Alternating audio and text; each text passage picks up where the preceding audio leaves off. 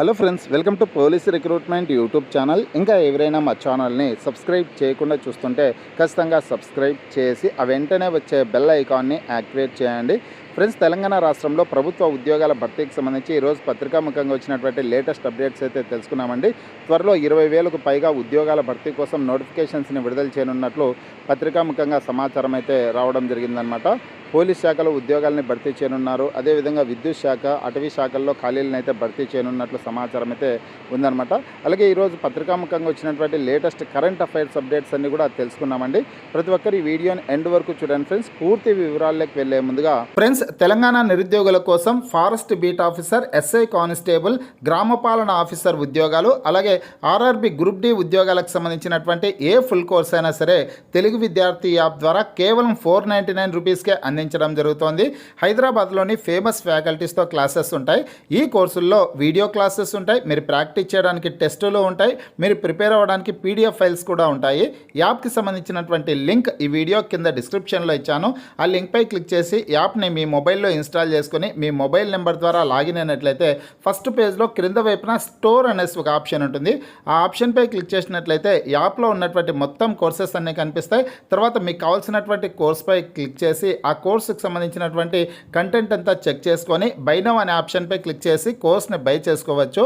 Friends, ఇక ఈరోజు పత్రికల్లో వచ్చినటువంటి కరెంట్ అఫైర్స్ అప్డేట్స్ని నేను మన వాట్సాప్ గ్రూప్, టెలిగ్రామ్ గ్రూపుల్లో కూడా షేర్ చేశాను. అక్కడి నుంచి కూడా మీరు చదువుకోవడానికి అవకాశం అయితే ఉంటుంది. ఈ వీడియో కింద డిస్క్రిప్షన్లో WhatsApp group, Telegram group links అయితే ఇచ్చానండి. ఆ లింక్పై క్లిక్ చేసి గ్రూప్లో కూడా జాయిన్ అవ్వండి. ప్రతిరోజు వచ్చే job updates, current affairs updates అన్నీ కూడా వాట్సాప్ గ్రూప్, టెలిగ్రామ్ గ్రూపుల్లో కూడా షేర్ చేయడం అయితే జరుగుతుంది. ఇక ఈరోజు ఈనాడు దినపత్రికలో ప్రభుత్వ ఉద్యోగాల భర్తీకి సంబంధించి వచ్చినటువంటి లేటెస్ట్ న్యూస్ అయితే చూద్దాం. ఉద్యోగ ప్రకటనలకు కసరత్తు, ఎస్సీ వర్గీకరణ ఆధారంగా సవరణ ప్రతిపాదనల స్వీకరణ, త్వరలో 20,000కు పైగా పోస్టులకు నోటిఫికేషన్లు అనేసి ప్రముఖ హెడ్లైన్స్తో ఈ న్యూస్ ఈనాడు దినపత్రికలో రావడం జరిగింది. తెలంగాణ రాష్ట్రంలో ప్రభుత్వ ఉద్యోగాల భర్తీ కోసం నోటిఫికేషన్ల జారీకి పరిపాలన కసరత్తు మొదలైంది. కీలకమైనటువంటి ఎస్సీ వర్గీకరణ పూర్తి కావడంతో వీలైనంత త్వరగా నోటిఫికేషన్ల జారీకి ప్రభుత్వం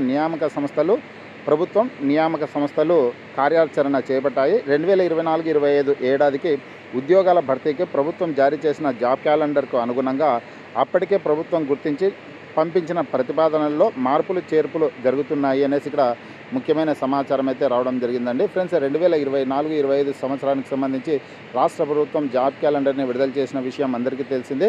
అందులో ఫారెస్ట్ బీట్ ఆఫీసర్ నోటిఫికేషన్ని కూడా విడుదల చేయనున్నట్లు కూడా షెడ్యూల్ ఇచ్చారనమాట. ఎస్ఐ కానిస్టేబుల్ ఉద్యోగాలని కూడా భర్తీ చేయనున్నట్లు, గ్రూప్స్ పోస్టులను కూడా భర్తీ చేయనున్నట్లు షెడ్యూల్ ఇచ్చారు. కానీ ఎస్సీ వర్గీకరణ చేయాల్సి రావడంతో ఆ నోటిఫికేషన్స్ అయితే విడుదలకు నోచుకోలేదండి. ఇప్పుడు ఎస్సీ వర్గీకరణ పూర్తయింది కాబట్టి ఆ నోటిఫికేషన్స్ని కూడా విడుదల చేయనున్నారనమాట. కొత్తగా మరొక జాబ్ క్యాలెండర్ని కూడా విడుదల చేసే అవకాశం అయితే ఉందండి. జూన్ నెలలో జాబ్ క్యాలెండర్ని కూడా విడుదల చేసే అవకాశం ఉంది.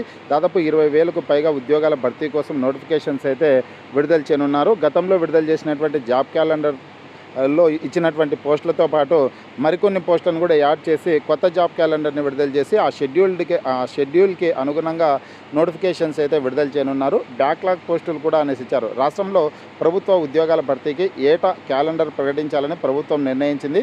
ఈ మేరకు 2024-25 ఏడాదికి ఉద్యోగ క్యాలెండర్ జారీ చేసింది. దాని ప్రకారం ఉద్యోగ ప్రకటనలు జారీ చేసేందుకు ప్రభుత్వ విభాగాలు ఖాళీలను గుర్తించి టీజీపీఎస్సీ ఇతర నియామక సంస్థలకు ప్రతిపాదనలు కూడా పంపించిన విషయం అందరికీ తెలిసిందే అండి.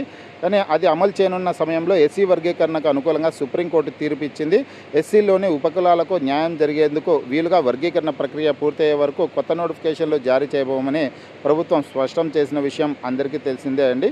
ఇకపోతే ఇక్కడ జాబ్ క్యాలెండర్కి సంబంధించి జాబ్ క్యాలెండర్లో పేర్కొన్న కేటగిరీల వారుగా గ్రూప్స్, ఉపాధ్యాయ, పోలీసు, విద్యుత్, గురుకుల, వైద్య నియామకాలు చేపట్టేందుకు ప్రభుత్వం ఉద్యోగ ప్రకటనలు జారీ చేయనుంది. బ్యాక్లాగ్గా మారినటువంటి ఉద్యోగాలను కలిపి నోటిఫికేషన్లు ఇవ్వాలని యోచిస్తోంది. గ్రూప్స్తో పాటు ఇంజనీరింగ్, గురుకుల, టీచర్ ఉద్యోగాలు రానున్నాయనేసి ఇక్కడ ఇచ్చారండి. అలాగే ఆర్టీసీలో కూడా ఉద్యోగాలను భర్తీ చేయనున్నటువంటి సమాచారం ఉంది. ఇక్కడ చూసుకున్నట్లయితే పోలీస్ శాఖలో ఎస్ఐ కానిస్టేబుల్ ఉద్యోగాల భర్తీ కోసం నోటిఫికేషన్స్ అయితే విడుదల చేస్తారండి. విద్యుత్ శాఖలో ఏఈ పోస్టులు, లైన్మెన్ పోస్టులు, అదేవిధంగా సబ్ ఇంజనీర్ వంటి పోస్టుల భర్తీ కోసం నోటిఫికేషన్స్ని అయితే విడుదల చేయడం జరుగుతుంది. అలాగే అటవీ శాఖలో కూడా ఫారెస్ట్ బీట్ ఆఫీసర్ ఉద్యోగాల భర్తీకి సంబంధించినటువంటి నోటిఫికేషన్ని కూడా విడుదల చేస్తారండి. కాబట్టి ఇప్పటి నుంచి మీరు ప్రిపరేషన్ అయితే స్టార్ట్ చేయండి. మన తెలుగు విద్యార్థి యాప్ ద్వారా కూడా కోర్స్ తీసుకొనేసి ప్రిపేర్ అయ్యే ప్రయత్నం అయితే చేయండి. హైదరాబాద్లోని సీనియర్ మోస్ట్ ఫేమస్ ఫ్యాకల్టీస్తో క్లాసెస్ అయితే ఉంటాయండి. ఇక గ్రామపాలన ఆఫీసర్ ఉద్యోగాలకు సంబంధించి వచ్చినటువంటి న్యూస్ చూసుకున్నట్లయితే కనుక జూన్ 2 లోపు గ్రామానికో రెవెన్యూ అధికారి అనేసి ప్రముఖ హెడ్లైన్స్తో ఒక న్యూస్ అయితే రావడం జరిగిందనమాట.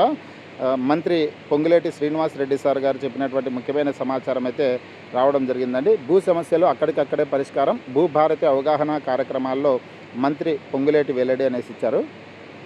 భూభారతి చట్టం అమల్లో భాగంగా జూన్ 2 నుంచి రాష్ట్ర వ్యాప్తంగా 10,956 పంచాయతీల్లో రెవెన్యూ సదస్సులు నిర్వహిస్తామని రెవెన్యూ గృహ నిర్మాణ శాఖల మంత్రి పొంగులేటి శ్రీనివాసరెడ్డి తెలిపారు. రెవెన్యూ అధికారులు మీ గ్రామానికి వస్తారు, వారి వెంట దరఖాస్తులు తీసుకొస్తారు, వాటిలో మీ సమస్య సూచిస్తే మీ గ్రామంలోనే పరిష్కరిస్తారు. ఈ ప్రక్రియను పూర్తి చేసేందుకు జూన్ 2 లోపు రాష్ట్రంలోని 10,956 గ్రామాలకు ఒక్కో రెవెన్యూ అధికారిని నియమిస్తామనేసి పొంగులేటి శ్రీనివాస్ రెడ్డి సార్ గారు చెప్పినటువంటి సమాచారం అయితే వచ్చిందండి. ఇక గ్రామపాలన ఆఫీసర్ ఉద్యోగాల భర్తీ ప్రక్రియ అనేది కొనసాగుతున్న విషయం అందరికీ తెలిసిందే. పూర్వపు విఆర్ఓ విఆర్ఏ అభ్యర్థులతో ఈ ఉద్యోగాల్ని భర్తీ చేస్తారు. ఆ తర్వాత ఎన్ని పోస్టులు అయితే ఖాళీలు ఏర్పడతాయో ఆ ఖాళీలన్నింటినీ సేకరించి డైరెక్ట్ రిక్రూట్మెంట్ నోటిఫికేషన్ని కూడా విడుదల చేస్తారండి. డైరెక్ట్ రిక్రూట్మెంట్ నోటిఫికేషన్ సంబంధించి డిగ్రీ అర్హత కలిగినటువంటి అభ్యర్థులు దరఖాస్తు చేసుకోవడానికి అవకాశం అయితే కల్పిస్తారనమాట. ఇది గ్రామపాలన ఆఫీసర్ ఉద్యోగాలకు సంబంధించి వచ్చినటువంటి లేటెస్ట్ న్యూస్. అదేవిధంగా గ్రూప్స్ నోటిఫికేషన్లు రద్దు చేయాలంటూ దాఖలైనటువంటి పిటిషన్ను తిరస్కరించినటువంటి సుప్రీంకోర్టు అనేసి మరొక న్యూస్ అయితే వచ్చింది. తెలంగాణ పబ్లిక్ సర్వీస్ కమిషన్ జారీ చేసినటువంటి గ్రూప్ 1, గ్రూప్ 2, గ్రూప్ 3 నోటిఫికేషన్లను రద్దు చేయాలని కోరుతూ కుమ్మరి ప్రవీణ అనే మహిళ దాఖలు చేసినటువంటి పిటిషన్ను సుప్రీంకోర్టు అయితే తిరస్కరించిందండి. నెక్స్ట్ చూసుకుంటే కరెంట్ అఫైర్స్ అప్డేట్స్ అండి. ప్రపంచ వేదికపై హైదరాబాద్ పోలీసుకు గుర్తింపు అనేసి ఒక న్యూస్ అయితే వచ్చిందనమాట. Excellence in anti narcotics award అందుకున్నటువంటి సివి ఆనంద్ అనేసి ఈ న్యూస్ అయితే వచ్చిందనమాట. మాదక ద్రవ్యాల కట్టడిలో నగర పోలీసులు చేపట్టినటువంటి చర్యలకు ప్రపంచ వేదికపై గుర్తింపు లభించింది. Excellence in anti narcotics award విభాగంలో మొదటి స్థానం అయితే దక్కిందండి. ఈ అవార్డును గౌరవ సివి ఆనంద్ సార్ గారు అయితే తీసుకోవడం జరిగిందనమాట. దుబాయ్లో ఈ కార్యక్రమం అయితే జరిగింది. ఈ ఇమేజెస్ని నేను మన వాట్సాప్ గ్రూప్, టెలిగ్రామ్ గ్రూపుల్లో షేర్ చేశాను. అక్కడి నుంచి మీరు చదువుకోవడానికి అవకాశం అయితే ఉంటుంది. అలాగే జ్ఞాన్పీఠ్ పురస్కారం స్వీకరించినటువంటి గుల్జార్ రామభద్రాచార్య అనేసి ఒక న్యూస్ అయితే వచ్చిందండి. రాష్ట్రపతి ద్రౌపది ముర్ము గారు శుక్రవారం 2023వ సంవత్సరానికి గాను జ్ఞాన్పీఠ్ పురస్కారాన్ని ప్రముఖ కవి, సినీ గేయ రచయిత అయినటువంటి గుల్జార్కు సంస్కృత పండితుడు జగద్గురు రామభద్రాచార్యకు అందజేశారండి. ఈ ఇమేజెస్ని కూడా నేను వాట్సాప్ గ్రూప్, టెలిగ్రామ్ గ్రూప్లో షేర్ చేశాను. అలాగే 2025లో భారత వృద్ధి 66.3% అనేసి మరొక న్యూస్ అయితే వచ్చింది. అంచనాలు తగ్గించినటువంటి ఐక్యరాజ్య సమితి అనేసి ప్రముఖ హెడ్లైన్స్తో న్యూస్ వచ్చింది. కరెంట్ ఎకానమీకి సంబంధించినటువంటి క్వశ్చన్ అండి. ఈ ఏడాదిలో భారత జీడిపి వృద్ధి అంచనాలను 6.3%కి ఐక్యరాజ్య సమితి సవరించింది. అయినా వేగంగా వృద్ధి చెందుతున్నటువంటి పెద్ద దేశాల్లో ఒకటిగా భారత్ కొనసాగుతుందని తెలిసిందనేసి ఇక్కడ న్యూస్ అయితే ఉందన్నమాట. అలాగే కరెంట్ అఫైర్స్ కూడా ఇమేజ్ అయితే రావడం జరిగిందండి.